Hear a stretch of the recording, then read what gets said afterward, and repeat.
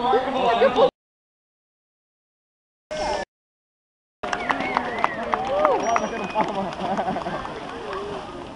Now we have learned a lot about Pacific white-sided dolphins over the years, folks, but they are still a relatively large mystery.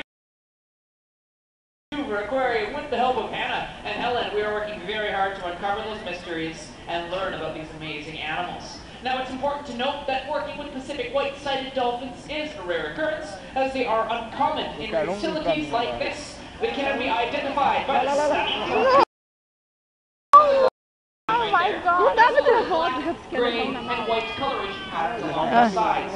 Now, Pacific white-sided dolphins are considered to be one of the most acrobatic species in the world.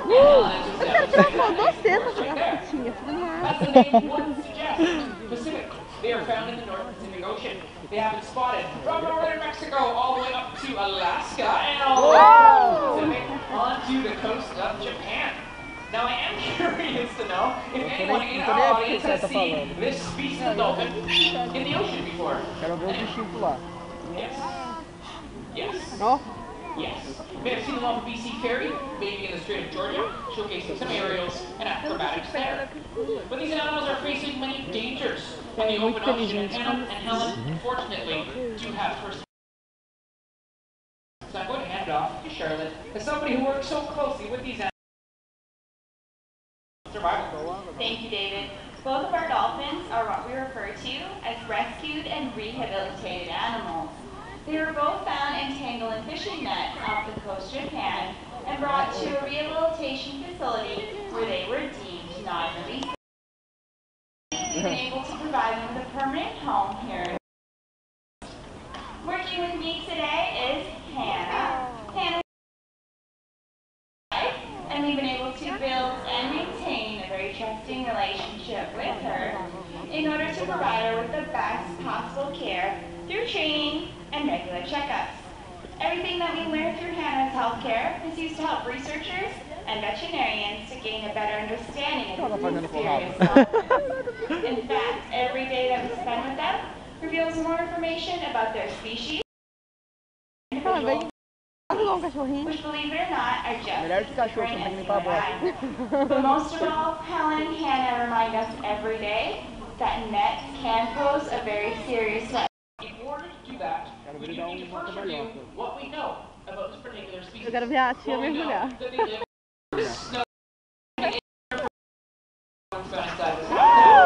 can't be much more than that. They can be seen in groups of upwards of 2,000 individual dolphins. We also know Pacific white-sided dolphins travel together. Now, this particular species has been clocked at speeds of over 35 kilometers per hour, about 22 miles per hour. Putting that in perspective, the speed limit in Stanley Park is only 30 kilometers per hour. So if you're driving in the park following the posted speed limit, as you all should, dolphins alongside your car might beat you in a race. When it comes to avoiding predators, as well as surprising prey. Can anyone shout out for me what they think in Pacific? Thank you so much. You young ladies know a lot. I want you for a second. Alright, Pacific white-sided dolphins looking for food in the North Pacific Ocean. Our waters are absolutely teeming with life. Now, dolphins like these are often seen zooming and sagging through the water to catch that fish, but exactly how much energy do they use in the hunt? That's something we are trying to uncover here at the aquarium with the help of Hannah and Helen. We want to know how much energy it takes for a dolphin to be a dolphin.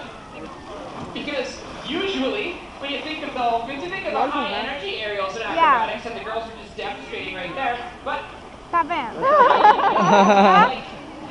they? I can't do that. How do they do that? Well, to figure that out, we train our dolphins to do something relatively unheard of. Get your cameras ready. It's the best part of the show. We're going to demonstrate behavior for you. Here it comes. We have trained them. Yeah, take a video. You really should. We have trained them to stay still. They're not moving. Let's give a round of applause. That's impressive. Because if you're a dolphin, that is not easy to do. You want to go, go, go, go, go. We have to stay still.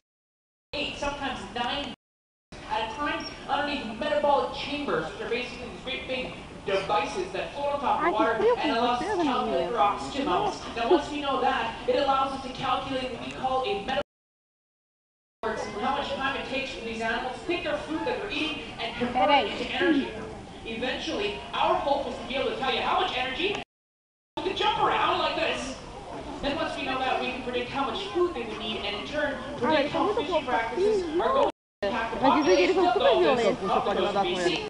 Um pouco longe. Tentar ir pro deles, We ele work falou. so closely with Hannah and Helen that you allow us an opportunity to conduct research projects that simply aren't possible with dolphins in the open ocean. Now, it's no secret at this point that Pacific white-sided dolphins are incredibly energetic, they're acrobatic, and they're playful, as people both above and below the water are seeing from this amazing area of display. Researchers and scientists are often baffled at the sheer amount of time and energy that these animals dedicate to play. They're often seen playing around, very social alongside whales, dolphins, porpoises, seals, sea lions, even alongside people in their boats. So there's no question, play is an integral part of their life. But it's also very costly. The more they leave, the more energy they need, and the more energy they need, the more fish they're going to have to consume. Now think about it, these aren't the only major fish-eating predators on our coast. Can anyone think of an animal that might eat more fish than a dolphin? Whales, more than whales. Sharks, more than sharks. Orcas.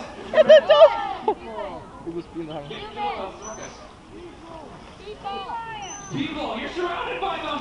You, me, all a lot of fish. In fact, we often eat far their share. There are many conservation groups that believe if we energy, vitamin-rich fish at the rate that we are, there will just not be enough. Plain and simple for dolphins like these who need it to survive. So the impact of fishing, overfishing, how it's affecting dolphins like these is a mystery that they are helping us uncover. But folks, like all good mysteries, the more questions to answer, the more questions arise. Now the biggest question that we're dedicated to answering here at the Vancouver Aquarium is a loaded one. We know that human-induced challenges like overfishing seem to be threats that these animals face in the open ocean, but there is good news. There are simple things that you and I can do to help them, and quite honestly, it's just by tweaking our consumption habits just a little bit. So I'm going to ask you a question. Now, some people are shy with this one, but I want you to be totally honest. I'll answer my own question honestly to feel any better, and then you can choose to follow me if you want. My question is, who likes to eat seafood? Honestly. All the kids, just like, don't be shy because the fish in the aquarium can't hear you. My hand went up because that's my honest answer. I had some. Alright, we don't think there's anything wrong with eating seafood here at the aquarium. Time. You can survey it in our cafe. But it is important to make sure you are consuming your seafood in a sustainable manner. Now, that's not an easy thing to understand, which is why I started this logo right here.